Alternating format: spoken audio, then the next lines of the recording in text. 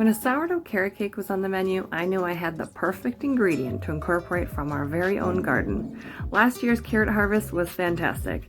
These babies are gorgeous. They stayed almost completely whole because we grow them in garden boxes, which allows the soil around them to stay nice and loose and allows them to come out almost completely whole almost every time.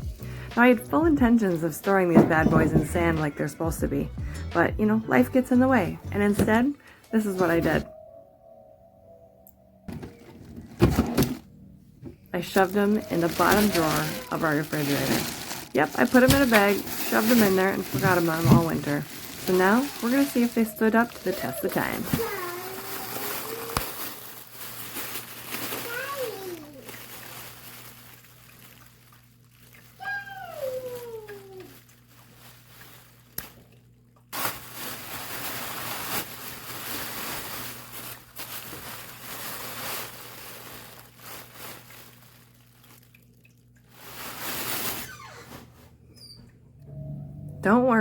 Don't worry. These are 100% completely edible. Did you hear that snap? They're not rubbery at all. They are still super crisp.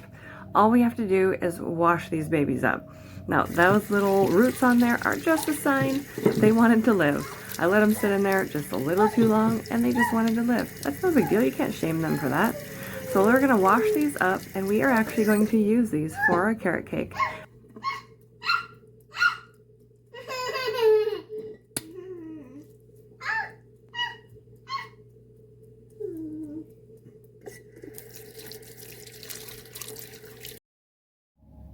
Those were super easy to wash. I just used a nice little scrub brush and scrubbed off the roots, and they're good to go. Now we're going to go ahead and I'm going to take off the outer peel of this.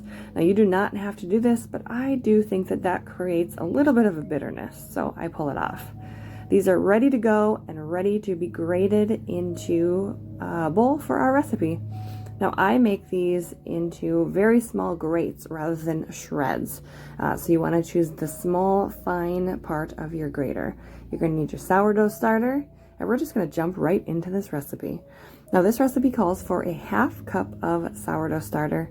Now this starter was fed yesterday, and so it is, it's on its way to being hungry. So it's almost discard, but you can use any stage of sourdough in this recipe.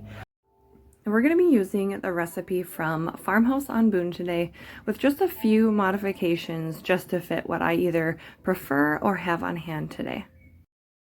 I'm also going to take this moment to just tell you a little bit about an amazing channel. Veronika at Shuckhahn Ranch has everything you could need in a homesteading and homemaking channel. She makes amazing sourdough recipes, other delicious recipes. They have DIYs, small home living, like little house, tiny home style living, off-grid stuff. She makes sourdough over the coals of an open fire. Like, that's a skill we should all definitely learn and something that I strive to do someday. So definitely check out her channel. We're collaborating today on some sourdough recipes for you. So obviously you're here because I'm making you a carrot cake. And if you head over to her channel right now, you'll find an amazing chocolate chip cookie recipe, and definitely made with sourdough. So I will link that down below. She has a blog, she has an Instagram, she has all kinds of inspiration for you. So I highly recommend her, and definitely check her out down below. So as you can see, we incorporated those 4 eggs into our sourdough starter. I added 2 teaspoons of vanilla for you. Now we're going to add in just 1 cup of a white granulated sugar. Now this is an organic cane sugar. I've recently switched our family over to cane sugar.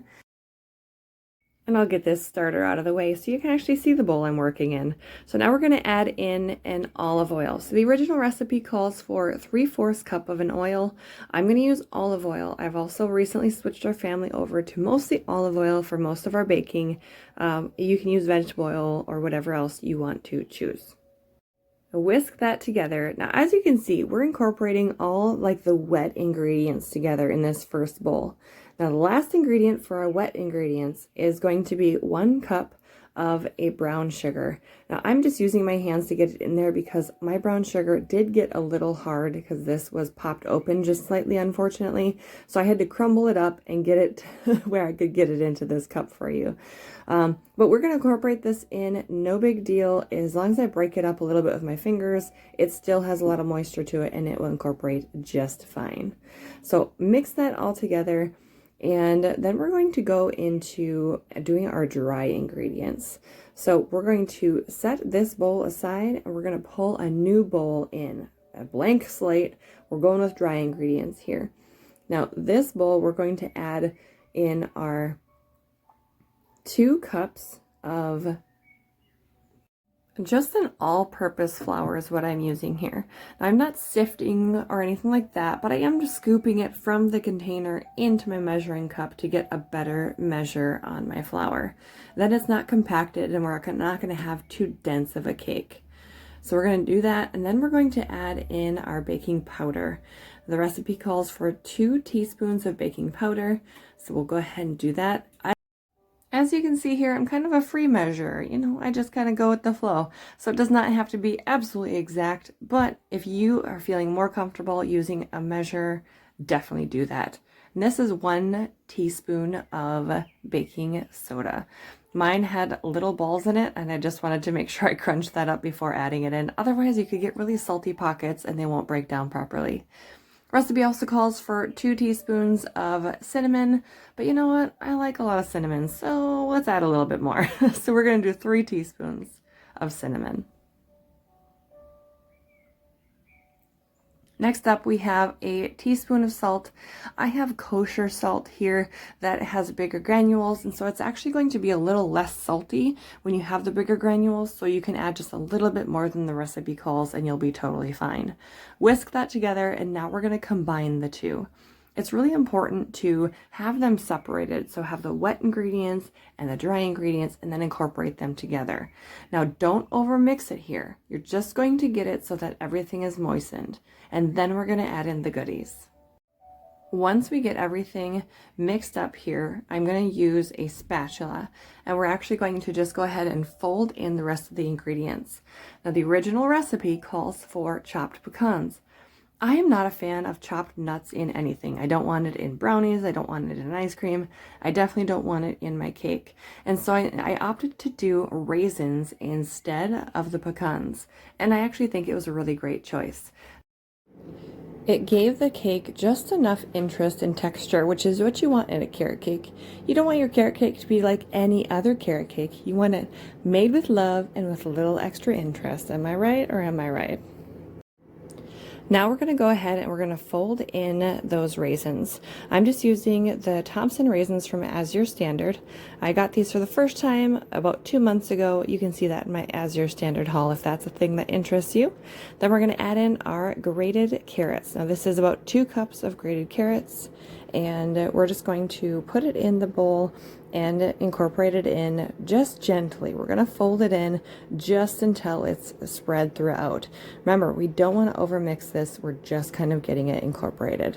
Once we do that, we're going to put it in our pan. We're going to use a 13 by 9 inch pan, and we're going to grease the pan before we put it in. I'm just going to end up using a cooking spray, but if you prefer oiling it with like an oil or a butter, you do you. However you do things in your kitchen is how I want you to do this recipe. Now that everything is all nicely incorporated, you're going to want to spread it in this pan and just pour it in and spread it around and just get it as even as you can in the pan so that it bakes nice and evenly. You're going to want to have your oven preheated to 350 degrees, and you're going to need to set aside about 40 minutes for this cake. Now don't worry if it's not quite done at 40 minutes. It says in the original recipe 40 to 50 minutes. And if you want to check it a little bit before, that's probably a good option.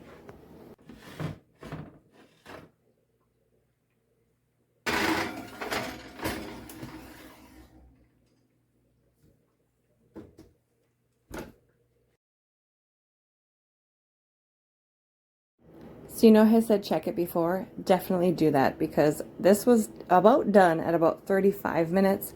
I did let it stay in there a few minutes longer just to make sure that center was fully baked, and we're good to go.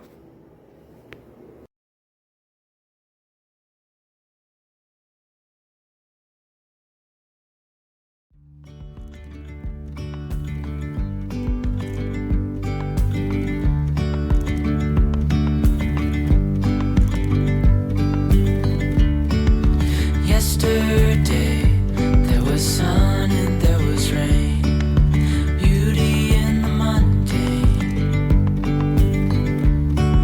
And as the light startled our eyes, we let go of disguise.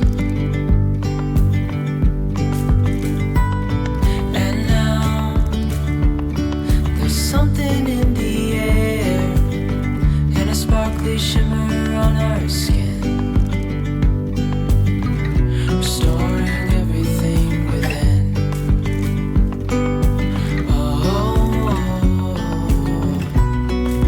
Dreamy, breezy, we go easy, easy on our tiptoes, undercover agents of the other, beyond gravel, beyond all.